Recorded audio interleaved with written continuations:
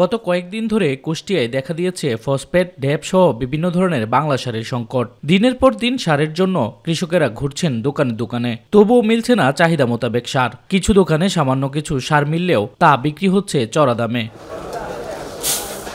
ফলে চলতি মৌসুমে জেলায় ভুট্টা, গম, পেঁয়াজ উৎপাদন নিয়ে দেখা দিয়েছে শঙ্কা। দ্রুতই সারের সংকট নিরসনের দাবি কৃষকের।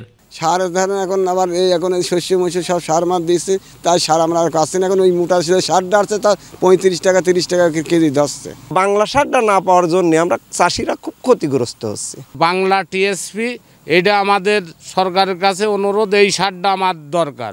60 টাকা 55 টাকা কেজি, তাহলে এই সারগুলো আমরা কিভাবে কিনবার, কিভাবে আবাদ করব?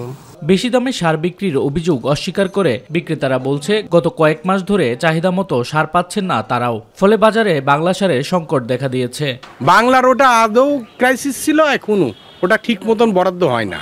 আর আমাদের তো বরাদ্দ দেয় না, বরাদ্দ হয় বিসিআইসি ডিলারের কাছে, আমরা সামান্য কিছু মাল পাই। গত 3 মাস ধরে বাংলা এসব সারের বরাদ্দ পাচ্ছেন না কৃষি বিভাগ। তবে পরিস্থিতি সামাল দিতে কৃষকদের বিকল্প সার ব্যবহারের পরামর্শ দিচ্ছে এই কর্মকর্তা। কোনো ডিএপি বা টিএসপি তাতে হচ্ছে যে গুণাগুণ সব সারের মধ্যেই সমান, কাজেই তারা ওইটা ফেসিনেশন বাদ দিয়ে যে কোনো যে আমাদের টিএসপি সারগুলো রয়েছে আমদানি করা, সেই সারগুলো তারা ব্যবহার করতে পারে। জেলায় দ্রুত সারের এই সংকট নিরসন করা না গেলে চলতি মৌসুমে ফসল উৎপাদনের লক্ষ্যমাত্রা পূরণ হবে না বলে মনে করছেন কৃষিবিদরা। শামস তাবরিদ উচ্ছ্বাস, মাই টিভি নিউজ ডেস্ক।